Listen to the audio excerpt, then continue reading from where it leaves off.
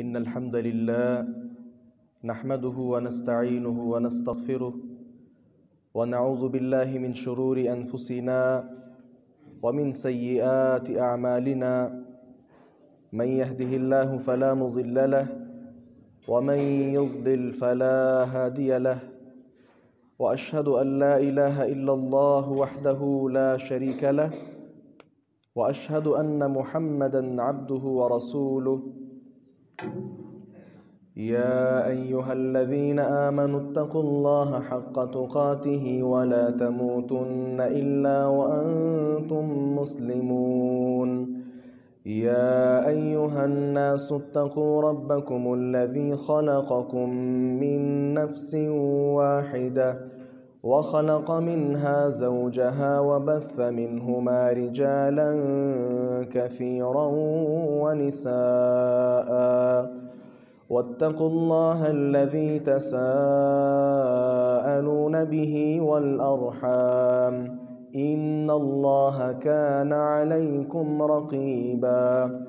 يا أيها الذين آمنوا اتقوا الله وقولوا قولا سديدا يصلح لكم أعمالكم ويغفر لكم ذنوبكم، ومن يطع الله ورسوله فقد فاز فوزا عظيما. أما بعد، فإن أصدق الحديث كتاب الله، وأحسن الهدي هدي محمد صلى الله عليه وسلم، وشر الأمور محدثاتها، وكل محدثة بدعة، وكل بدعة ضلالة، وكل ضلالة في النار. أعوذ بالله السميع العليم من الشيطان الرجيم، من همزه ونفخه ونفثه. بسم الله الرحمن الرحيم.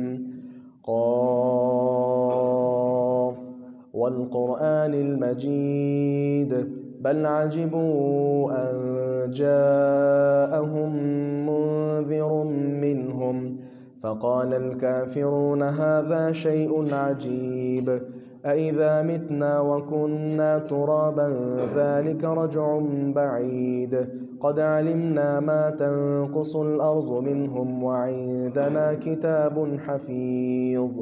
بل كذبوا بالحق لما جاءهم فهم في أمر مريج. أفلم ينظروا إلى السماء فوقهم كيف بنيناها وزيناها وما لها من فروج. والأرض مددناها وألقينا فيها رواسي وأنبتنا فيها من كل زوج بهيج، تبصرة وذكرى لكل عبد منيب. ونزلنا من السماء ماء مباركا فأنبتنا به جنات وحب الحصيد، والنخل باسقات لها طلع نضيد، رزقا للعباد، وأحيينا به بلدة ميتا كذلك الخروج.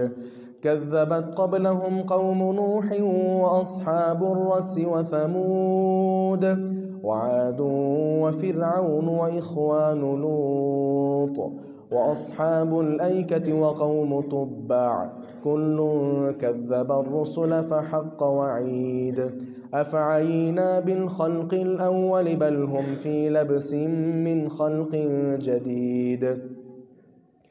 ولقد خلقنا الإنسان ونعلم ما توسوس به نفسه ونحن أقرب إليه من حبل الوريد. إذ يتلقى المتلقيان عن اليمين وعن الشمال قعيد، ما يلفظ من قول إلا لديه رقيب عتيد. وجاءت سكرة الموت بالحق ذلك ما كنت منه تحيد. ونفخ في الصور ذلك يوم الوعيد. وجاءت كل نفس معها سائق وشهيد. لقد كنت في غفلة من هذا فكشفنا عنك غطاءك فبصرك اليوم حديد. وقال قرينه هذا ما لدي عتيد. ألقيا في جهنم كل كفار عنيد مناع للخير معتد مريب. الذي جعل مع الله إلها آخر فألقياه في العذاب الشديد. قال قرينه ربنا ما أطغيته ولكن كان في ضلال بعيد. قال لا تختصموا لدي وقد قدمت إليكم بالوعيد. ما يبدل القول لدي وما أنا بظلام للعبيد. يوم نقول لجهنم هل امتلأت وتقول هل من مزيد. وأزلفت الجنة للمتقين غير بعيد. هذا ما توعدون لكل أواب حفيظ. من خشي الرحمن بالغيب وجاء بقلب منيب. ادخلوها بسلام ذلك يوم الخلود. لهم ما يشاءون فيها ولدينا مزيد. وكم أهلكنا قبلهم من قرن هم أشد منهم بطشا فنقبوا في البلاد هل من محيص. إن في ذلك لذكرى لمن كان له قلب أو ألقى السمع وهو شهيد. ولقد خلقنا السماوات والأرض وما بينهما في 6 أيام وما مسنا من لغوب. فاصبر على ما يقولون وسبح بحمد ربك قبل طلوع الشمس وقبل الغروب ومن الليل فسبحه وأدبار السجود. واستمع يوم ينادي المناد من مكان قريب. يوم يسمعون الصيحة بالحق ذلك يوم الخروج. إنا نحن نحيي ونميت وإلينا المصير. يوم تشقق الأرض عنهم سراعا ذلك حشر علينا يسير. نحن أعلم بما يقولون وما أنت عليهم بجبار. فذكر بالقرآن من يخاف وعيد. وقال الله سبحانه وتعالى في مقام آخر واستعينوا بالصبر والصلاة وإنها لكبيرة إلا على الخاشعين الذين يظنون أنهم ملاقو ربهم وأنهم إليه راجعون.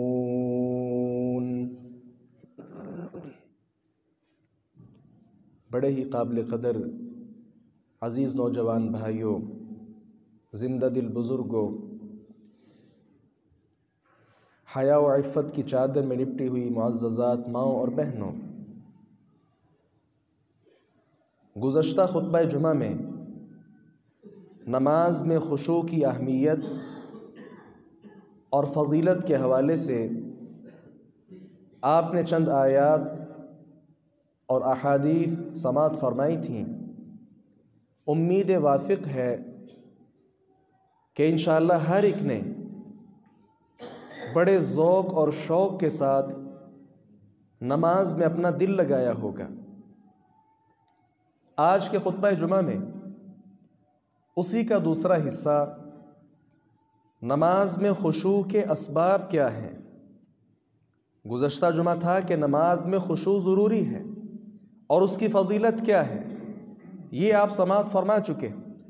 आज के खुतबा में हम इंशाअल्लाह ये सीखने की कोशिश करने लगे हैं कि नमाज में हम खुशू कैसे पैदा कर सकते हैं, अपनी नमाज़ों को बेहतर कैसे कर सकते हैं।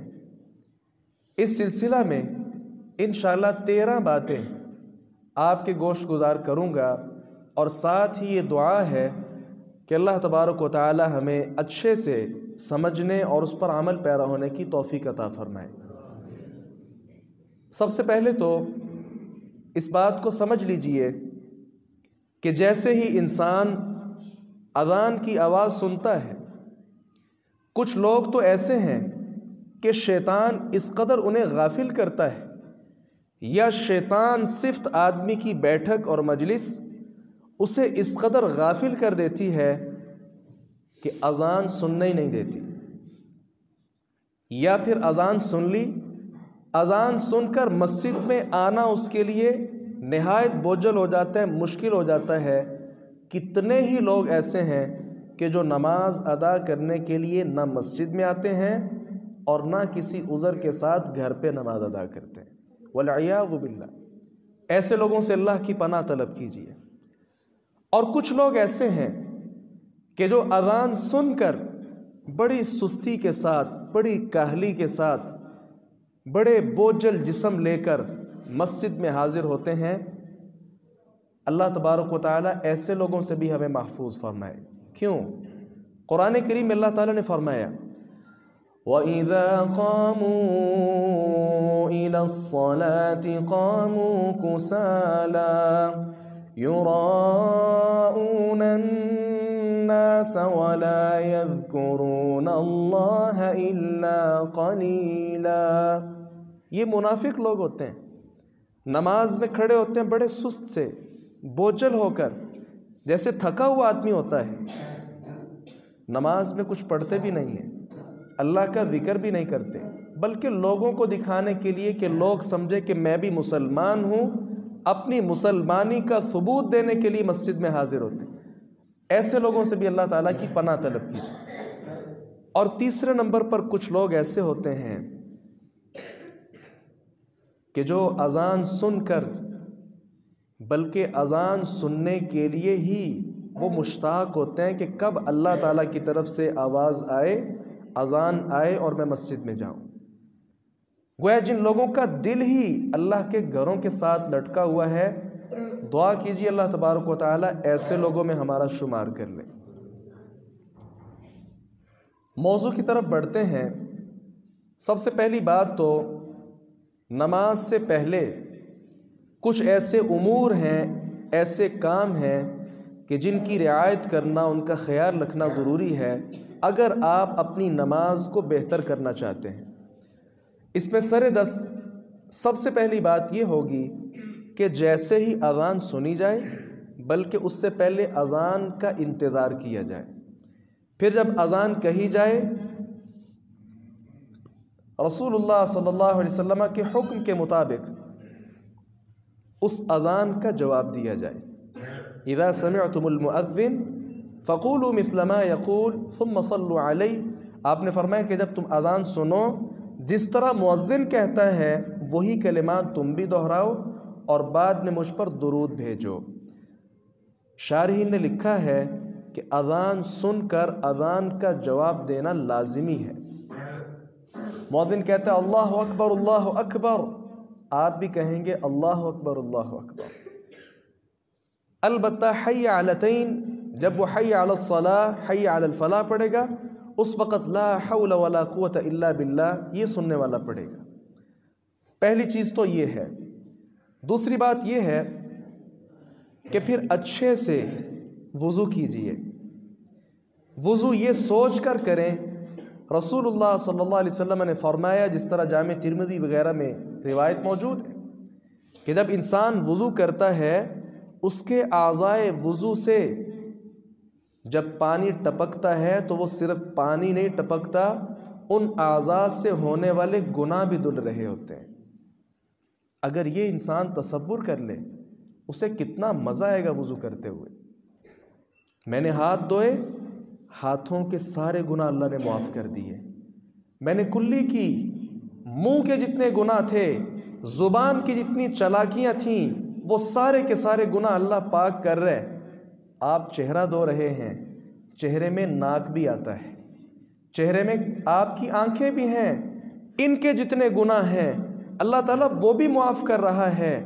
آپ نے بازو دھوئے، بازو کے جتنے گناہ ہیں سارے اللہ معاف کر رہا ہے۔ آپ نے سر پر مسح کیا، سر کے جتنے گناہ تھے وہ اللہ معاف کر رہا ہے۔ آپ اپنے قدموں کو دھو رہے ہیں، کہیں کانوں کا مسح کر رہے ہیں، کانوں کے گناہ اللہ نے معاف کر دیے۔ پاؤں کے گناہ، جن گناہ والے کاموں کی طرف پاؤں چل کر گئے تھے اللہ تبارک و تعالیٰ نے وہ گناہ بھی معاف کر دیے۔ یاد رکھیے، جب یہ کیفیت آپ دل میں پیدا کر لیں گے کہ میں ابھی جو وضو کرنے لگا ہوں یہ صرف وضو نہیں ہے، بلکہ یہ حقیقی وضو ہے کہ جو ظاہری طور پر بھی میرے جسم کو پاک کر رہے ہیں اور باطنی طور پر بھی پاک کر رہے ہیں۔ جس انسان کے دل میں یہ سوچ اور فکر پیدا ہو جائے، یاد رکھیے اس کی نماز بڑی شاندار ہوگی۔ اور تیسرے نمبر پر کرنے والی چیز یہ ہے کہ نماز کے لیے جب آنا ہے اچھی نیت کیجئے اور خوبصورت لباس پہنیے۔ اس بات کو تو آپ سمجھتے ہیں کہ انسان نے اچھا لباس پہنا ہو، خوشبو کا استعمال اس نے کیا ہو، یہی چیزیں اس کے سکون اور اطمینان کا باعث بن جاتی ہیں۔ چہ جائے کہ ایسا آدمی مسجد میں آئے جس کے کپڑے بھی اچھے نہیں، اسمیل زدہ ہیں، وہ مسجد میں آئے خود بھی اس کی اسمیل سے پریشان ہو، ساتھ والوں کو بھی پریشان کرے، حتیٰ کہ فرشتوں کو پریشان کرے، ایسے آدمی کو نماز میں کیا مزہ آئے گا بھائی؟ اس لیے قرآن کریم میں اللہ تعالیٰ نے فرمایا ہے خُذُوا زِینَتَکُمْ عِنْدَ کُلِّ مسجد، ہر مسجد کے پاس جاتے وقت زینت اختیار کرو، خوبصورتی اختیار کرو، اچھا لباس زیب تن کرو۔ اور چوتھی بات یہ ہے کہ جب مسجد کا رخ کر لیا جائے تو ذہن کے اندر یہ بات بٹھائیے کہ ہم اپنے محبوب کی ملاقات کے لیے جا رہے ہیں۔ اللہ تبارک و تعالیٰ کو محبوب بنا لیجئے، یہ اللہ کی ملاقات کے لیے ہم مسجد میں جمع ہوتے ہیں۔ اور کتنی خوش نصیبی ہے، وہ کتنا اچھا محبوب ہوتا ہے جو آپ کو خود آواز دیتا ہے کہ میرے گھر میں آؤ۔ اللہ اکبر کبیرہ۔ اور پانچویں بات یہ ہے، اللہ کی عظمت کو اپنے ذہن میں بٹھا لیجئے کہ اللہ کتنا بڑا ہے۔ امام صاحب جب کہتے ہیں اللہ اکبر، اس وقت یہ ذہن نشین کیجئے کہ اللہ کتنا بڑا ہے، کتنا بڑا ہے اللہ تعالیٰ۔ اللہ اکبر من کل شیء، اللہ تعالیٰ ہر چیز سے بڑا ہے۔ سارے فرشتے جبریل امین کے ماتحت ہیں کہ نہیں؟ جبریل سب سے بڑے فرشتہ ہے کہ نہیں؟ لیکن یہ وہ فرشتہ ہے کہ جو اللہ کے پاس جاتے وقت کانپ اٹھتا ہے، لرزہ طاری ہو جاتا ہے۔ اور بعض روایات کے الفاظ تو یہ ہیں جس طرح ٹاٹ ہوتا ہے، یہ کیفیت بن جاتی ہے جبریل امین کی اللہ تبارک و تعالیٰ کی بات سنتے وقت۔ اللہ اکبر کبیرہ۔ وہ کتنا بڑا رب ہے، اس کی کبریائی اور بڑائی کو ذہن نشین کریں۔ اللہ اکبر، اللہ کتنا بڑا ہے، کس قدر اللہ بڑا ہے۔ اللہ تعالیٰ کی بڑائی اور عظمت کو اس وقت ذہن نشین کر لیجئے۔ اسی طرح ساتھ ہی ساتھ جیسے جیسے نماز کے احوال ہیں، آپ قیام میں ہیں، قیام کے بعد رکوع میں ہیں، سجود میں ہیں، یہ ساری کیفیتیں اللہ تبارک و تعالیٰ کے سامنے رکھیں، یقین جانیے آپ عجز و انکساری کے پہاڑ بن جائیں گے۔ آپ اپنے باس کے پاس جائیں، اپنے مالک کے پاس، اپنے آقا، اپنے امیر، مسئول اور مدیر کے سامنے جب آپ کھڑے ہوتے ہیں آپ کی کیا کیفیت ہوتی ہے؟ بھئی اللہ تبارک و تعالیٰ تو سب سے بڑا ہے، اس کے سامنے کھڑے ہونے کی جو کیفیت ہے سینہ تان کر نہیں بلکہ عجز و ندامت کا پیکر بن کر اس کے سامنے کھڑے ہوئیے۔ آپ منگتے ہیں، مانگنے آئیں اپنے رب سے، آپ سوالی ہیں اپنے رب کے در کے۔ سوالی جو ہوا کرتا ہے وہ سینہ تان کر کھڑا نہیں ہوتا ہے، نہایت عاجزی اور انکساری کے ساتھ نماز کے اندر کھڑے ہو جائیے۔ اس کے ساتھ ہی اللہ تبارک و تعالیٰ کی جو عظمت ہے میں ذکر کر رہا تھا، اس کو ذہن میں بٹھائیے کہ اللہ کتنا عظیم ہے، کتنا بڑا ہے۔ اس کی کبریائی جب انسان کے ذہن میں آئے گی، یقین جانیے خشوع و خضوع کا اپنا ہی مزہ ہے۔ اور صحابہ کرام کے آثار بھی مد نظر رکھیے، بعض صحابہ کرام تو وضو کرتے کرتے کپ کپا اٹھتے تھے، ان کے جسم پر لرزہ طاری ہو جاتا، جس طرح گزشتہ خطبہ میں بھی آپ نے سنا کہ کس طرح صحابہ کرام کانپ اٹھتے تھے کہ ہم کس ذات کے ساتھ ملاقات کے لیے جا رہے ہیں۔ اللہ اکبر کبیرہ۔ دنیا میں بڑے آدمی کے سامنے جانے کے لیے آپ کتنا ریڈی ہوتے ہیں، کس قدر تیار ہوتے ہیں، لیکن اللہ تبارک و تعالیٰ کے سامنے آتے ہوئے آدمی ایسے منہ اٹھا کر آ جائے؟ نہیں۔ اور ساتھ ہی ساتھ نماز میں اخلاص پیدا کیجئے۔ پوری توجہ اور انہماک کے ساتھ نماز پڑھیے، اخلاص پیدا کیجئے کہ یہ نماز میں اللہ کے لیے پڑھ رہا ہوں، یہ کسی کے خوف اور ڈر کے ساتھ نہیں، خالصتاً اللہ کی رضا مقصود ہے، اللہ کا ڈر ہے، اس کی خشیت ہے، پھر نماز پڑھیے، پھر اپنا ہی مزہ ہے۔ استاذ کے ڈر سے نماز نہ پڑھیے، والد کے ڈر سے نماز نہیں ہے، کسی اور کے ڈر سے نماز نہیں، نماز اللہ کے ڈر سے پڑھیں۔ جب اللہ کے ڈر سے نماز پڑھی جائے گی، یقین جانیے وہ نماز پھر اللہ کے لیے پڑھی جائے گی۔ اسی طرح نماز میں پڑھی جانے والی جو دعائیں ہیں، پوری توجہ کیجئے نماز میں۔ سادہ لفظوں میں اس کو یوں سمجھ لیجئے، نماز عبادت ہے، عادت نہیں ہے۔ نماز عبادت ہے، عادت نہیں ہے۔ بھائی کچھ انسان ایسے ہوتے ہیں، بولنا ان کی عادت ہوتی ہے، وہ بولتے رہتے ہیں، پتہ نہیں کیا بول رہے ہیں، بول رہا ہے۔ اسی طرح کچھ لوگوں کی عادت ہے نماز پڑھنا، بس پڑھتے رہتے ہیں، پتہ ہی نہیں اندر کیا پڑھا۔ نہیں، نماز کو عادت نہیں، عبادت بنائیے۔ جب عبادت بنائیں گے، یقین جانیے نماز پڑھنے کا سرور حاصل کریں گے۔ اللہ اکبر کے بعد میں نے کیا پڑھا؟ اللہم باعد بینی وبین خطایای، اس دعا کا مطلب کیا ہے؟ جسے اس کا ترجمہ نہیں آتا اسے لذت بھی نہیں آ سکتی، اسے سرور بھی نہیں آ سکتا، اسے نماز میں مزہ بھی نہیں آ سکتا، اس کی توجہ بھی نماز کی طرف نہیں رہے گی۔ کیوں؟ اسے دعا کا ترجمہ ہی نہیں آتا۔ اگر اسے پتہ ہوگا کہ میں نے اللہ اکبر پڑھنے کے بعد کیا پڑھا؟ اللہم باعد بینی وبین خطایای، اے اللہ میرے اور میرے گناہوں کے درمیان بہت زیادہ فاصلہ کر دے، کما باعدت بین المشرق والمغرب، جس طرح مشرق اور مغرب کے درمیان تو نے فاصلہ کیا، اس طرح مجھے گناہوں سے دور کر دے۔ یا اللہ مجھے گناہوں سے صاف کر دے۔ نقینی کا لفظ، پھر اللہم اغسل کا لفظ، یا اللہ گناہوں سے صاف کر دے، یا اللہ صاف کرنے کے بعد دھو دے۔ کپڑے کو نجاست لگی ہو، سب سے پہلے اس نجاست کو آپ صاف کرتے ہیں، اس کے بعد پانی کے ساتھ اس کو دھویا جاتا ہے۔ یا اللہ سب سے پہلے میرے اندر کراہت بھی پیدا کر دے گناہ کی کہ میں اس سے دور رہوں، دوسرے نمبر پر اسے صاف بھی کر دے، اور تیسرے نمبر پر اسے پانی کے ساتھ، اولوں کے ساتھ، برف کے ساتھ یا اللہ بالکل صاف کر دے۔ کس طرح صاف کر دے؟ جس طرح سفید کپڑا میل کچیل سے صاف کیا جاتا ہے۔ اللہ، جس انسان کے دل میں یہ بات ہوگی اسے کیا نماز پڑھنے کا مزہ نہیں آئے گا؟ الحمدللہ رب العالمین الرحمن الرحیم، ہر قسم کی تعریف یا اللہ ہے ہی تیرے لیے۔ الحمد، الحمد کے شروع میں جو الف لام ہے اس کا مطلب ہے تمام۔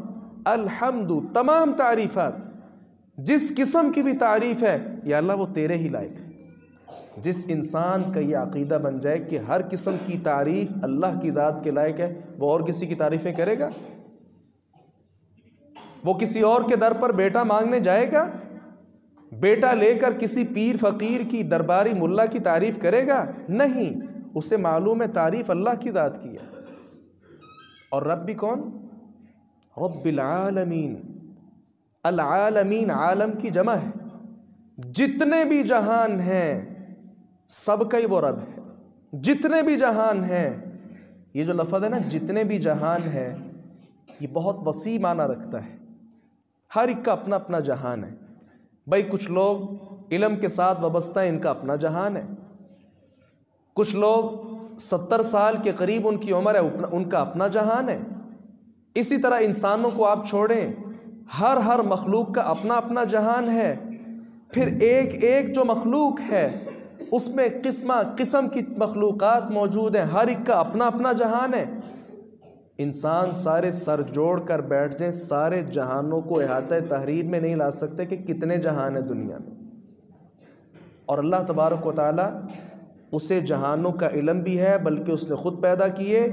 علم ہونے کے ساتھ ساتھ وہ ان کی ایک ایک کی ضروریات کو اللہ تعالیٰ پورا کرتا ہے، ایک ایک کو پالنے والا ہے۔ جب یہ مفہوم اور معنی ذہن میں ہوگا تو نماز کے اندر دل لگے گا کہ نہیں؟ الرحمن الرحیم، وہ کتنا رحمان کتنا رحیم ہے۔ اس وقت اللہ تبارک و تعالی جو ہم پر رحم کر رہا ہے، الرحمن الرحیم، اس کے اندر دوام موجود ہوتا ہے۔ الرحمن کے اندر مبالغہ موجود ہے کہ اللہ تعالیٰ بہت زیادہ رحم کرتے ہیں۔ الرحیم کے اندر مبالغے کے ساتھ ساتھ صفت دوام بھی ہے۔ کیا مطلب؟ بات بڑی آسان فہم ہے، انشاءاللہ آپ اس کو سمجھ جائیں گے۔ اگر آدمی کو پیاس لگی ہو، پیاس لگنے کے بعد کا مرحلہ ہوتا ہے پیاس کی شدت، اسے عطشان کہا جاتا ہے۔ اگر انسان سونے والا ہو اسے نائمن کہتے ہیں، لیکن اگر انتہا درجے کی اس کو نیند آئی ہو اسے نومان کہا جاتا ہے۔ اسی طرح دیگر الفاظ ہیں۔ گویا جب انسان کی صفت وہ جوش مارنے لگتی ہے تو فعلان ان کے وزن پر اس صفت کو لایا جاتا ہے۔ اللہ تبارک و تعالیٰ کی رحمت جوش مار رہی ہے، ٹھاٹھے مارتا وہ سمندر ہے، اس کے لیے رحمان کا لفظ بولا گیا۔ اچھا، رحیم کا لفظ ساتھ کیوں بولا گیا؟ رحمان کا کافی تھا۔ ہاں، اس سے یہ سمجھا جا سکتا تھا کہ اس وقت تو اللہ تبارک و تعالیٰ کی رحمت کا سمندر ٹھاٹھے مار رہا ہے، ممکن ہے بعد میں ختم ہو جائے۔ الرحیم ساتھ اس لیے بولا گیا جس کے اندر دوام موجود ہے کہ نہیں، آپ کا رب وقتی رب نہیں ہے، بلکہ یہ جو اس کا رحمت کا سمندر ٹھاٹھے مار رہا ہے یہ ہمیشہ ہمیشہ مارتا رہے گا۔ جب یہ انسان کے دل میں یہ بات ہو، اسے نماز پڑھتے ہوئے کتنا مزہ آئے گا۔ مالک یوم الدین، اللہ تبارک و تعالیٰ قیامت کے دن کا رب ہے۔ فلاں شخص نے مجھ پر ظلم کیا، میں نماز پڑھتا ہوں، فلاں نے میرے ساتھ زیادتی کی، میں نماز پڑھتا ہوں۔ کیوں؟ مجھے پتہ ہے مالک یوم الدین، میں جس رب کے در پر آیا ہوں یہ قیامت کے دن کا مالک ہے۔ فلاں شخص نے اگر میرے ساتھ زیادتی کی وہ بدلہ لے کر دے گا، فلاں نے مجھ پر ظلم کیا، قیامت کے دن وہ رب اس سے بدلہ لے کر مجھے دے گا۔ اللہ اکبر! اگر یہ چیز انسان کے دل میں ہو تو ظلم اور زیادتی کے سارے قصے جو انسان کو نماز میں یاد آتے ہیں وہ سارے کے سارے ختم ہو جائیں گے۔ ایاک نعبد و ایاک نستعین، یا اللہ ہم تیری ہی عبادت کرتے ہیں، ہر قسم کی استعانت اس کا تعلق تیرے ساتھ ہی ہے۔ جب انسان کو یہ پتہ ہوگا کہ میں معاہدہ کر رہا ہوں اللہ تعالیٰ کے ساتھ کہ اللہ صرف تیری عبادت کرتا ہوں، تو کیا وہ کفر اور شرک سے دور ہوگا کہ نہیں؟ وہ ہر قسم کی جو لوگوں کی عبادتیں ہیں وہ ترک کرے گا کہ نہیں؟ جب اللہ سے وعدہ کر لیا کہ اللہ ایاک نستعین، میں تجھ سے مانگتا ہوں، وہ کسی اور کا منگتا رہے گا؟ اہدنا الصراط المستقیم، یا اللہ ہمیں سیدھا رستہ دکھا۔ صراط الذین انعمت علیہم، راستہ بھی ان لوگوں کا جن پر تیرا انعام ہوا، غیر المغضوب علیہم ولا الضالین، یہود و نصارہ کا رستہ نہیں چاہیے۔ المغضوب علیہم سے مراد یہود ہیں، الضالین سے مراد نصارہ ہیں۔ مجھے یہ بات بتائیے، جس شخص کو اس آیت کے مفہوم کا پتہ ہوگا کیا وہ اپنی عام زندگی میں بھی یہود و نصارہ کے طرز پر چلے گا؟ اس کا ہیئر سٹائل یہود و نصارہ والا ہوگا؟ اس کی وضع قطع یہود و نصارہ والی ہوگی؟ اس کا لباس کے یہود و نصارہ والا ہوگا؟ نہیں، اسے پتہ ہے کہ نماز میں نے کہا یا اللہ یہودیوں اور عیسائیوں جیسا مجھے نہ بنانا۔ جب اس نے یہ وعدہ نماز میں کر لیا، لباس ان کا کیوں پہنتا ہے؟ طور طریقے ان کے کیوں اپناتا ہے؟ رسم و رواج ان کے کیوں اختیار کرتا ہے؟ ہاں، وجہ یہ ہے کہ ہمیں سورۃ الفاتحہ کا ترجمہ بھی نہیں آتا، ہمیں سورۃ الفاتحہ کا مفہوم بھی نہیں آتا، تفسیر نہیں آتی۔ اس وجہ سے معاشرے کے اندر بگاڑ موجود ہے۔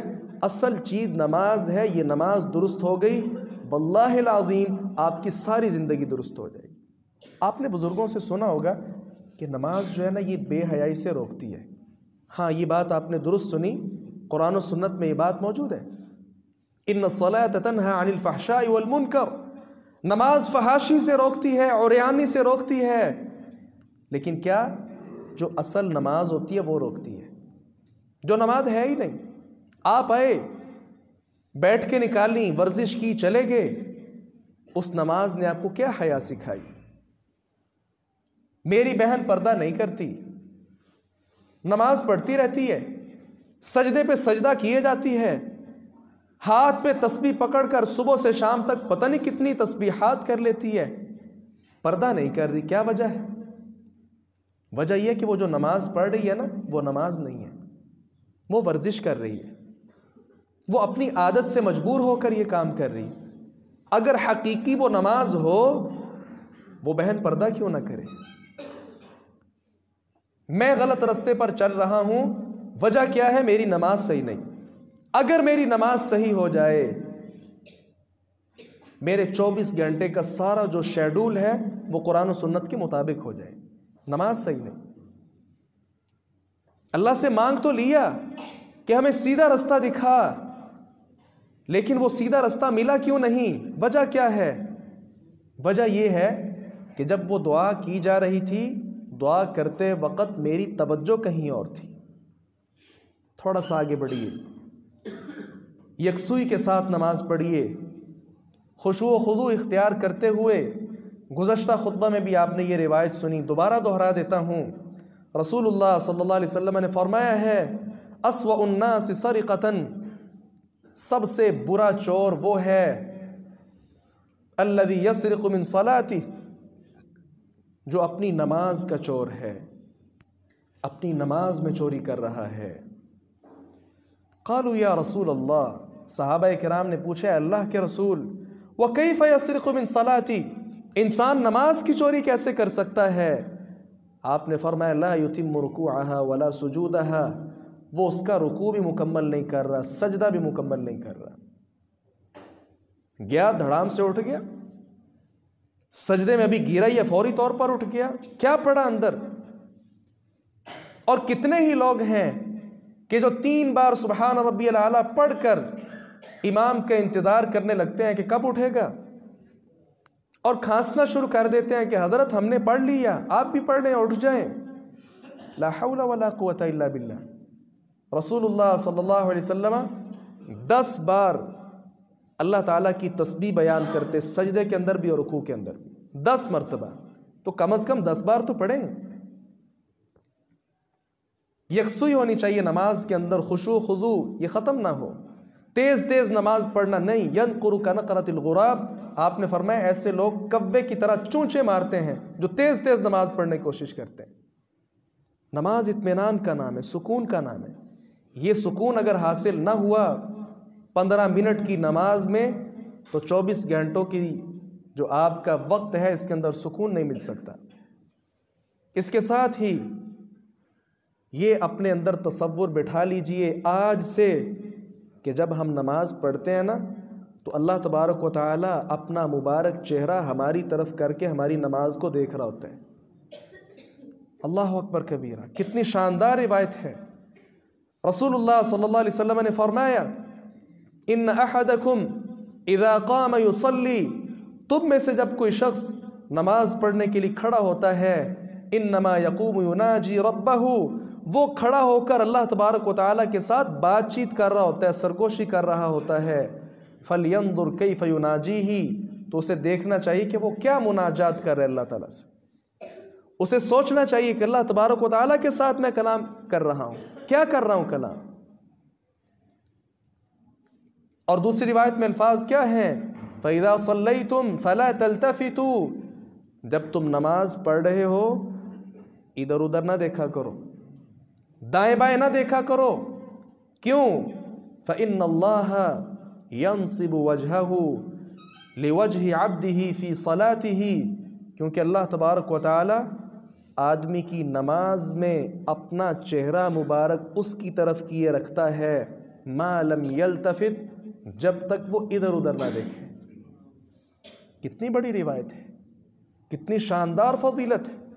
وہ کتنا بڑا رب ہے جو ایک ایک شخص کی نماز میں اپنا چہرہ اس طرف رکھتا ہے کہ یہ میرا بندہ وضو کر کے اذان سن کر اپنی ساری مصروفیات چھوڑ کر میرے گھر میں آیا ہے، میری طرف رخ کر کے نماز ادا کر رہا ہے. اللہ تبارک و تعالیٰ اپنا چہرہ اس طرف کر لیتا ہے. سبحان اللہ. بہت عظیم لوگ ہیں آپ کہ جو اللہ کے گھر میں آ کر اللہ تبارک و تعالیٰ کا چہرہ، اس کا دیدار کر رہے ہیں معنوی طور پر. اللہ اکبر کبیر. الحمدللہ الحمدللہ الحمدللہ۔ اللہ کا شکر ہے کہ جس نے عظیم فضیلت کے ساتھ ہمیں نوازا ہے۔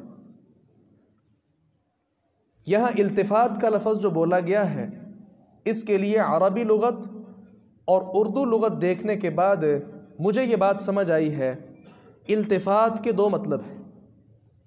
ایک مطلب تو بالکل واضح ہے کہ جب انسان اپنی نماز میں دائیں بائیں دیکھنا شروع کر دے تو اللہ تبارک و تعالیٰ اپنا چہرہ اس طرف سے پھیر لیتا ہے۔ اور دوسرا مطلب کیا ہے کہ انسان کا رخ تو قبلے کی طرف ہی ہے، لیکن اس کی توجہ، اس کی سوچ اور فکر کے زاویے وہ کبھی کاروبار میں، کبھی گھر میں، کبھی دیگر چیزوں میں مگن ہو گئے تو بھی اللہ تبارک و تعالیٰ اپنا چہرہ ایسے انسان سے پھیر لیتا ہے۔ جتنی فضیلت والی یہ روایت ہے نا، ساتھ ہی ساتھ اس کے اندر وعید کو بھی سمجھیے کہ جو شخص نماز میں توجہ نہیں کرتا، التفات کرتا رہتا ہے، ادھر ادھر دیکھتا رہتا ہے، ایسے آدمی کی نماز جب اللہ تعالیٰ نے اپنا چہرہ ہی اس طرف سے موڑ لیا، کیا اجر ملا اس کو؟ کیا اس کی نماز قبول ہوئی؟ جس انسان کی نماز سے اللہ تبارک و تعالیٰ نے اپنا چہرہ ہی موڑ لیا، کیا اجر ملا اس کو؟ آگے بڑھیے، نماز پڑھتے وقت ہر آیت کو ٹھہر ٹھہر کر اطمینان کے ساتھ پڑھیے اور غور و خوض کیجیے کہ میں اس کے اندر کیا پڑھ رہا ہوں۔ اللہ تبارک و تعالیٰ قرآن کریم میں فرماتے ہیں وَالَّذِينَ إِذَا ذُكِّرُوا بِآيَاتِ رَبِّهِمْ لَمْ يَخِرُّوا عَلَيْهَا صُمًّا وَعُمْيَانًا۔ اہل ایمان کون ہوتے ہیں کہ جو آیات سنتے وقت اندھے نہیں ہو جاتے، بہرے نہیں ہو جاتے، گونگے نہیں ہو جاتے، بلکہ ان آیات کو اچھے سے سنتے ہیں اور سمجھنے کی کوشش کرتے ہیں۔ یہ کب ہوگا؟ جب میں اور آپ قرآن کا ترجمہ پڑھیں گے، جب میں اور آپ قرآن کی تفسیر پڑھیں گے۔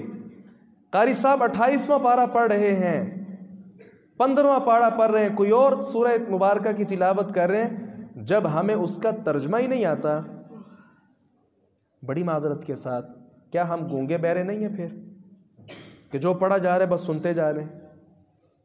اگر یہی ترجمہ آتا ہو، یہی تفسیر کا علم ہو تو چہ جائے کہ آپ کو امام پر غصہ ہے کہ اتنی لمبی قرات کر دی، آپ کو تو مزہ آئے گا۔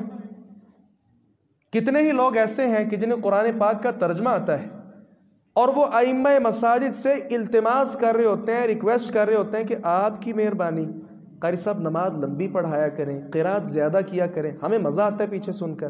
کتنے ہی ایسے لوگ بھی الحمدللہ موجود ہیں۔ کیوں؟ وجہ کیا ہے؟ وجہ یہ ہے کہ انہوں نے قرآن کا ترجمہ پڑھا ہے۔ قرآن چیز ہی ایسی ہے کہ جو انسان کو اپنی طرف مائل کر لیتی ہے۔ احادیث رسول صلی اللہ علیہ وسلم ایسی احادیث ہیں کہ جو انسان کا دل چھو لیتی ہیں۔ وہ حکیم تھا نا، رسول اللہ صلی اللہ علیہ وسلم کے پاس آیا، کہنے لگا کہ لوگ آپ کو دیوانہ کہتے ہیں، آپ کو جادوگر کہتے ہیں، آپ کو نعوذ باللہ پاگل کہتے ہیں، میں آپ کا علاج نہ کر دوں؟ میں بڑا اچھا حکیم ہوں، بڑے لوگ اللہ تبارک و تعالیٰ نے میرے ہاتھ پر ان کی شفا رکھی، بڑے لوگ تندرست ہوئے، تو آپ کا علاج نہ کر دوں؟ اللہ اکبر کبیرہ۔ میں اور آپ یہاں موجود ہیں، مجھ سے یا آپ سے کوئی آ کر کہ یار آپ پاگل ہیں، میں آپ کا علاج نہ کر دوں، آپ کتنا غصہ آئے گا؟ پیارے پیغمبر صلی اللہ علیہ وسلم نے کیا کیا؟ اس کو کوئی جواب نہ دیا۔ آپ نے پڑھا ان الحمد للہ نحمده ونستعینه ونستغفره ونعوذ باللہ من شرور انفسنا ومن سیئات اعمالنا من يهده الله فلا مضل له ومن يضلل فلا هادي له واشهد ان لا اله الا الله وحده لا شريك له واشهد ان محمدا عبده ورسوله۔ آپ نے یہ کلمات دہرائے، وہ کہنے لگا یار یہ کلمات بڑے زبردست ہیں، ایک بار دوبارہ دہرائیے۔ رسول اللہ صلی اللہ علیہ وسلم نے خطبہ دوبارہ پڑھ دیا، وہ آدمی مسلمان ہو گیا۔ اللہ اکبر کبیرہ۔ وجہ کیا ہے؟ اسے ان الفاظ کا ترجمہ آ گیا کہ رسول اللہ صلی اللہ علیہ وسلم کے کتنے شاندار الفاظ ہیں۔ بھائی پیارے پیغمبر صلی اللہ علیہ وسلم کے الفاظ کو جو سمجھ جائے مسلمان ہو جاتا ہے، اللہ تعالیٰ کے کلام کو کوئی سمجھ جائے تو کیا وہ مسلمان نہیں ہوگا؟ بہت بڑا قدم اٹھایا ہماری حکومت وقت نے، قرآن کریم کا ترجمہ الحمدللہ اسکول و کالج میں باقاعدہ طور پر نصاب کے طور پر مقرر کر دیا۔ اس نیکی کا اللہ تبارک و تعالیٰ جو بھی اس کے اندر شریک ہوئے اللہ تعالیٰ ان کو اجر عطا فرمائے، اور ہماری یہ جو آنے والی نسل ہے قرآن کریم کی تلاوت کا اللہ تعالیٰ ان کو خوگر بنا دے۔ قرآن کریم کی تلاوت اور اس کا معنی اور مفہوم جس دل کے اندر بیٹھ جائے، یاد رکھیے پوری کائنات میں سب سے زبردست وہ آدمی ہے۔ دعاؤں میں تنوع اختیار کیجئے۔ مجھے پتہ ہے کہ رکوع میں سبحان ربی العظیم ہی پڑھنا ہے، میری 20 سالہ 25 سالہ 30 سالہ 50 سالہ روٹین ہے کہ میں ایک ہی دعا پڑھ رہا ہوں۔ اگر اس دعا کو بدل لیا جائے، کیونکہ رکوع کی ایک دعا تو نہیں ہے، اللہم لک رکعت والی الگ دعا ہے، سبوح قدوس والی دعا الگ ہے، اسی طرح اور بھی کئی دعائیں ہیں۔ تو رکوع کی جتنی دعائیں ہیں کوشش کیجئے وہ یاد کریں، بدل بدل کر پڑھیں، بدل بدل کر پڑھنے کا مزہ آئے گا۔ اسی طرح آپ صلی اللہ علیہ وسلم نے نصیحت کی ہے کہ ہر نماز کو آخری نماز سمجھ کر پڑھیں۔ ابو ایوب انصاری رضی اللہ عنہ سے آپ نے فرمایا تھا، اذا قمت فی صلاتک، جب تو اپنی نماز میں کھڑا ہو، فصل صلاۃ مودع، تو الوداعی نماز سمجھ کر اپنی نماز پڑھ۔ دوسری روایت میں کیا ہے، اذکر الموت فی صلاتک، اپنی نماز میں موت کو یاد کرو۔ فإن الرجل اذا ذکر الموت فی صلاتی، کیونکہ جب انسان اپنی نماز میں موت کو یاد کرتا ہے، لحری ان یحسن صلاتہ، تو بڑی خوشائند بات ہے، بڑی مناسب یہ بات ہے کہ وہ اپنی نماز کو بڑا اچھا کر کے پڑھے گا۔ اگر کسی کو سزائے موت ہو جائے، اسے کہا جائے کہ آپ کی آخری خواہش کیا ہے، وہ کہے کہ 2 رکعتیں پڑھنا چاہتا ہوں، وہ 2 رکعتیں کتنی شاندار پڑھے گا، کتنی توجہ کے ساتھ پڑھے گا، کتنے انہماک اور سکون اور اطمینان کے ساتھ پڑھے گا۔ آپ صلی اللہ علیہ وسلم نے فرمایا اپنی ہر نماز ایسے بنا لیں۔ جب ہر نماز الوداعی نماز سمجھ کر ہم پڑھیں گے، بھائی ہمیں پتہ بھی تو نہیں ہے نا، ممکن ہے ابھی جو ہم نماز پڑھیں جمعہ کی، کچھ لوگوں کو یہ نماز بھی نصیب نہ ہو، ممکن ہے یہ نماز ہماری آخری نماز ہو۔ تو یہ چیز ذہن میں ہونی چاہیے جس کے ساتھ نماز پڑھنے کا مزہ آئے گا۔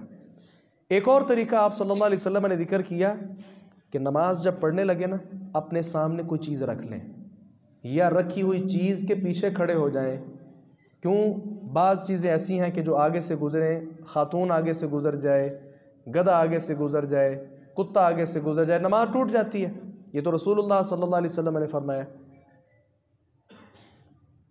جس جگہ ان چیزوں کے آنے کا امکان نہیں ہے وہاں بھی سترے کا اہتمام کیجیے۔ پیارے پیغمبر صلی اللہ علیہ وسلم فتح مکہ کے موقع پر کعبہ جو ہے اس کے اندر داخل ہوئے، اندر سے کنڈی لگا لی گئی، وہاں نہ کتا آ سکتا ہے، نہ خاتون آ سکتی ہے، نہ گدھا آ سکتا ہے۔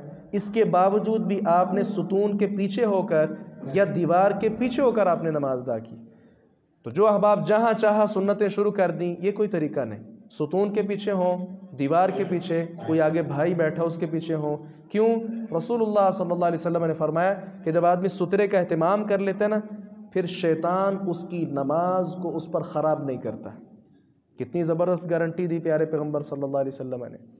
آگے بڑھیے، ایسی چیز استعمال نہ کیجئے کہ نماز کے اندر آپ کی توجہ اس طرف ہو جائے، جیسا کہ نقش و نگار والے مصلے، جائے نماز، یا آپ نے اوپر لی ہوئی چادر، یا اس طرح کا لباس، یہ بالکل نہ ہو۔ پیارے پیغمبر صلی اللہ علیہ وسلم کو ابو جہم نے ایک چادر گفٹ کی، اس چادر کے اندر نقش و نگار موجود تھے۔ آپ صلی اللہ علیہ وسلم نے نماز پڑھی تو نماز میں توجہ چادر کی طرف ہو گئی۔ پیارے پیغمبر صلی اللہ علیہ وسلم نے فرمایا اس کو لے جاؤ اور ابو جہم سے کہو کہ نقش و نگار کے بغیر جو سادہ چادر ہے نا وہ مجھے دے دے۔ کیوں؟ اس چادر نے نماز میں میری نماز کی توجہ جو ہے وہ ہٹا لی۔